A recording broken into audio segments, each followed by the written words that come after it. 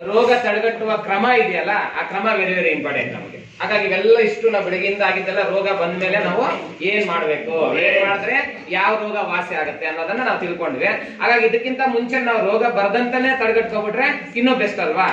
ಹಾಗಾಗಿ precautions is better than cure ಅಂತಾರೆ. ಹಾಗಾಗಿ ಇದನ್ನ ಏನ್ ಮಾಡ್ಬೋದು ಅಂತ ಪ್ರತಿನಿತ್ಯ ಇವೆಲ್ಲ ಬರಕ್ಕಿಂತ ಪ್ರತಿನಿತ್ಯ ನೀವು ರೋಗ ಬರ್ದಂತ ತಡೆಗಟ್ಬೋದು. ಏನ್ ಮಾಡ್ಬೋದು, ಪ್ರತಿನಿತ್ಯ ಅಟ್ಲಿ ಒಂದು 10 ನಿಮಿಷ ಅಥವಾ 15 ನಿಮಿಷ ವ್ಯಾಯಾಮ ಮಾಡಿ, ಅರ್ಥ ಆಯ್ತಾ. ಅಥವಾ ಮನೇಲಿ ಕೆಲಸ ಮಾಡಿದ್ರು ವ್ಯಾಯಾಮನೇ.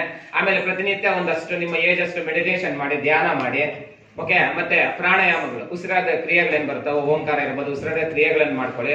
ಮತ್ತೆ ಶುದ್ಧವಾದಂತಹ ಆಹಾರ ತಿನ್ನಿ, ಸ್ವಚ್ಛವಾದಂತಹ ಒಂದು ಆಹಾರ ತಿನ್ನಿ, ಶುದ್ಧವಾದಂತಹ ನೀರನ್ನ ಕುಡಿಯಿರಿ. ಮತ್ತೆ ಸರಿಯಾದ ಸಮಯಕ್ಕೆ ಮಲ್ಲಿಗೆ ಮತ್ತೆ ಸರಿಯಾದ ಸಮಯಕ್ಕೆ ನಿದ್ದೆಯಿಂದ ಹೇಳಿ.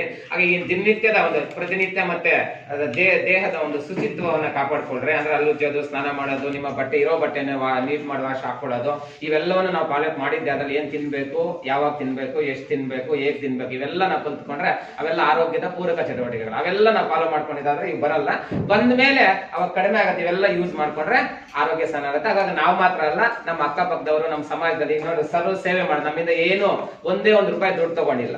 ಎಲ್ಲೇ ಶಾಲೆ ಆಗ್ಲಿ, ಕಾಲೇಜ್ ಆಗ್ಲಿ, ಕೆಲವರು ಕಾರ್ಯಕ್ರಮಗಳು ಮಾಡೋದು ಬರ್ತಾರೆ. ಕಾರ್ಯಕ್ರಮ ಎಲ್ಲ ಮಾಡಾದ್ಮೇಲೆ ಒಂದಷ್ಟು ಮಕ್ಕಳಿಂದ ನಾವು ವಸೂಲಿ ಮಾಡ್ತೀವಿ. ನಿಮ್ಮ ಸ್ವಾಯಿಚ್ ಏನಿದೆ ಕೊಡಿ ಅಂತ ಕಲೆಕ್ಟ್ ಮಾಡ್ಕೊಡೋ ಪ್ರೋಗ್ರಾಮ್ಗಳು ನಾವು ಮಾಡಿದ್ದೀವಿ ಶಾಲೆಗಳಲ್ಲಿ, ಹೌದಾ ಇಲ್ವಾ. ಹಾಗಾಗಿ ಒಂದೇ ₹1 ನಿಮ್ಮಿಂದ ಏನು ಪ್ರತಿಫಲಾಪೇಕ್ಷೆ ಇಲ್ಲದೆ ಇಷ್ಟು ಉತ್ತಮವಾದ ಅಂಶಗಳು ನಿಮ್ಗೆ ಒದಗಿಸ್ಕೊಟ್ಟಿದ್ದಾರೆ. ಹಾಗಾಗಿ ಈ ನಿಟ್ಟಿನಲ್ಲಿ ನೀವು ನಿಮ್ ಕೈಲಿ ಆದಷ್ಟು ನೀವು ತಿಳ್ಕೊಂಡಿರೋದನ್ನ ನಮ್ಮಲ್ಲಿ ಇಟ್ಕೋಬಾರ್ದು.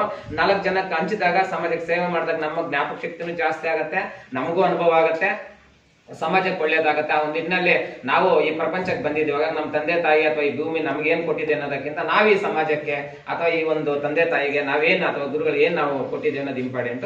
ಈ ನಿಟ್ಟಿನಲ್ಲಿ ನೀವು ಸಲ ಇದನ್ನು ಉಪಯೋಗಿಸ್ಕೊಳ್ಳಿ, ಸಮಾಜಕ್ಕೆ ಕೊಡುಗೆ ಕೊಡಿ ಅಂತ ಹೇಳ್ತಾ ಇಷ್ಟೊತ್ತು ನಿಮ್ಗೆ ಉತ್ತಮವಾದಂತಹ ಒಂದು ಮಾಹಿತಿಯನ್ನು ಕೊಟ್ಟಂತಹ ಶ್ರೀಯುತ ಡಾಕ್ಟರ್ ಹರೀಶ್ ಬಾಬು ಸರ್ ಅವರಿಗೆ ನಮ್ಮ ಮುಖ್ಯೋಪಾಧ್ಯಾಯರ ಪರವಾಗಿ ಹಾಗೂ ಎಲ್ಲ ಶಿಕ್ಷಕ ವೃಂದದ ಪರವಾಗಿ ಹಾಗೂ ನಾವು ವೈಯಕ್ತಿಕವಾಗಿ ಎಲ್ಲ ಪ್ರೀತಿಯ ವಿದ್ಯಾರ್ಥಿನಿಯರ ಪರವಾಗಿ ಹಾಗೂ ನಮ್ಮ ಸಿಬ್ಬಂದಿ ವರ್ಗದ ಪರವಾಗಿ ಅನಂತ ಧನ್ಯವಾದಗಳನ್ನ ನಮ್ಮ ಪಂಚಭಾಷೆ ಚಪ್ಪಾಳೆಯೊಂದಿಗೆ ಕೊಟ್ಟು ಅವ್ರ ಅಭಿನಂದನ ಅಂತ ಹೇಳ್ತಾ, ಓಕೆ ರೆಡಿ, ಪಂಚಭಾಷೆ ಚಪ್ಪಾಳೆ ರೆಡಿ, 1 2 3 ಸ್ಟಾರ್ಟ್.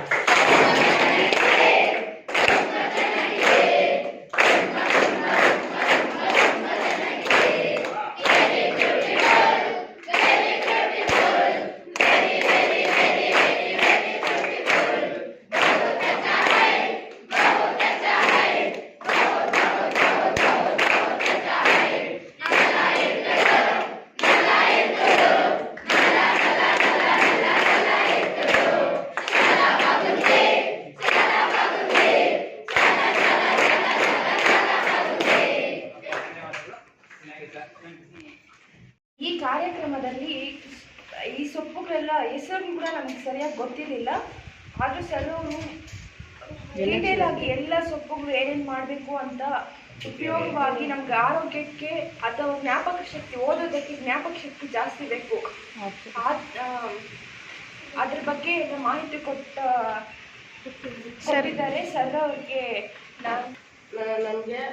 ನಮಗೆ ಜೀವನದುದ್ದಕ್ಕೂ ಏನೇನು ಬೇಕು ಅದನ್ನೆಲ್ಲ ತಿಳಿಸ್ಕೊಟ್ಟಂತ ನಮ್ಮ ಹರೀಶ್ ಬಾಬು ಸರ್ ಅವರಿಗೆ ನನ್ನ ಪೂರ್ವಕ ಧನ್ಯವಾದಗಳನ್ನು ಸಲ್ಲಿಸ್ತೇನೆ.